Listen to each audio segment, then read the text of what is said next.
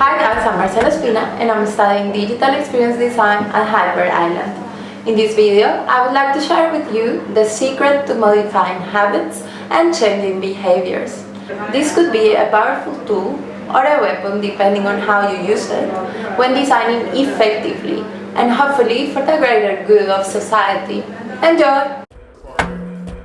The first part of the video talks about the roots of habits and why it is important to learn how they work. The second part explains a few ways of modifying them. Have you ever thought about how irrational some of your decisions seem? For instance, no matter how badly you want to stop eating fast food, you fall back into old patterns. Behavioral economics explains that those things happen because decision-making is subconscious and irrational.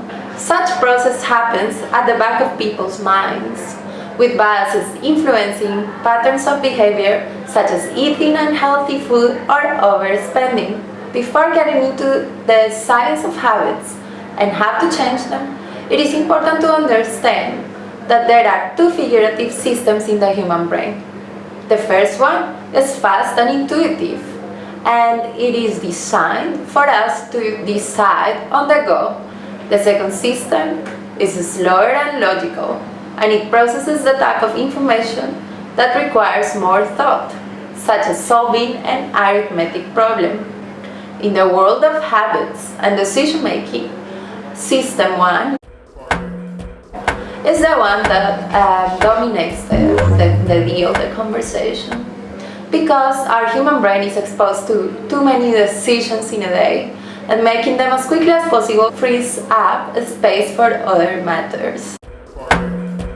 Context and patterns repetition are interconnected. In other words, context is key in influencing habits. Think of the last 2 digits of your ID. Now, tell me how much you would be willing to spend in a bottle of champagne. I bet you chose something related to your ID number, because Dan Ariely has done this experiment before, and the results showed that the amount people came up with was connected to their social security number. The lower the number, the lower the amount people came up with, and vice versa for those with a higher number range. Behavioral economics refers to it as anchoring, which many brands use in framing payments from winemakers to charity organizations. So how does context influence habits? Anchoring shows us that by altering the context, decisions change accordingly. Priming relies on subconscious memory to elicit decision-making. This principle also applies to words, not only amounts, as it will be shown. Both priming and anchoring are ways of modifying our context. For wood, for instance, the context rather than the goal itself is more important, and here is why. When priming runners and non-runners to think about words related with activity, runners detected the words that non-runners didn't. This suggests habitual responses could be influenced by context. However, when priming runners with the goal before the experiment of identifying words, they were not faster than non-runners. The conclusion from the study was that context and not goals wins in habit creation. Imagine you're here in this traffic and you are at the supermarket. All that you need is the promotion or a sign indicating there's promotion. You feel a reward because you feel so clever, you've saved some money. And that's the cycle, your behavior lies here. So, how to cue your context to create habits? BJ Fogg applies the principles of habit creation to designing persuasive technology. For instance, when someone likes your photo on Instagram, here it is, the action is designed to cause an emotion in a context that you recognize as familiar. The next step in engagement is you expecting a notification every time you post content. Expecting it, receiving it, and feeling rewarded for it becomes a habit. You feel a sense of achievement, of engagement, of connectedness. This is how the cycle works. Your cue is to open Instagram, or for that matter, any other social network or technology platform. The behavior is to publish content, so the platform requires you to do something. Your reward is getting notifications of likes on comments. So Fogg explains that other factors come into play. In addition to context, there are motivation and ability to perform a behavior. While motivation is personal and hard to change, context and ability can be influenced. His behavior design model agrees with everything I have been saying in this video. By altering cues in the context, decisions can be modified.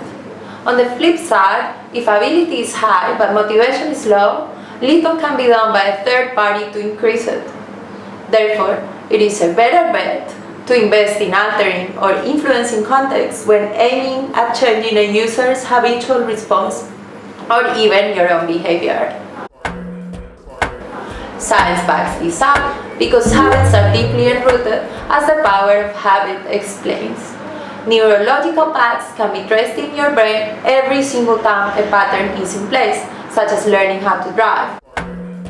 Now I will take you through a few easy ways that you can use as a tool in order to change behavior in yourself or your users.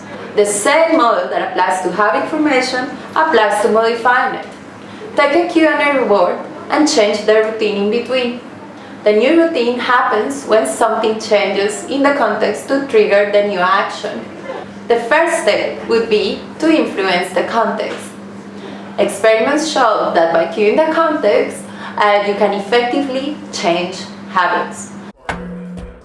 Being exposed to words related to a particular action can have an effect on subsequent actions, such as donating money or exercising more, given the messages are delivered at the right time and the right place, of course, in the user's lives. Having a cue in place could also help. So for instance, if the user is yourself, and you want to exercise often, you can pack your running shoes every night so that you can anchor the healthy behavior. You could also read about being active before you go to bed. Bear in mind, being motivated is not enough, and for the habit to change, context needs to be altered in one way or another. The second tip is education and awareness. Evidence varies in this regard. Being aware of how many calories a meal has may not alter your behavior. However, if you're educated and aware of calories counting, you may be able to avoid that drive by McDonald's on your way from work. The power of will. Again, another controversial point. Even though research demonstrates that willpower alone won't change habits, David, who wrote The Power of Habit, explains in a number of examples that those who believe that they could modify their behavior, they actually managed to do so with altering cues in their environment. The advice here is to be certain that you can change a habit and not question it, provided the right cues are in place. You can also enroute a new habit into an old one, which leads me to my next point. It is easier to modify habits if there's some familiarity with an old behavior. Electronic cigarettes are a good example.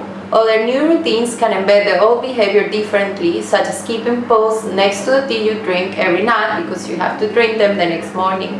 The point here is that modifying a habit altogether may be really difficult, but connecting it to an existing one may happen seamlessly if you manage to test your subconscious mind. You can also anchor the behavior with a cue that you do regularly, which is my next tip. Similar to the previous one, it is effective to identify regular cues and anchor new behaviors on these ones. It applies to doing push-ups after you shower every day, to walking from a further train station. Your cue in this case would be changing trains. You can also commit to small changes at a time, as BJ Fogg's work on tiny habits advises. At the time, as these are easier to maintain and they can be increased gradually. The method follows the formula of identifying a clear cue, followed by small habits that are doable and not very ambitious.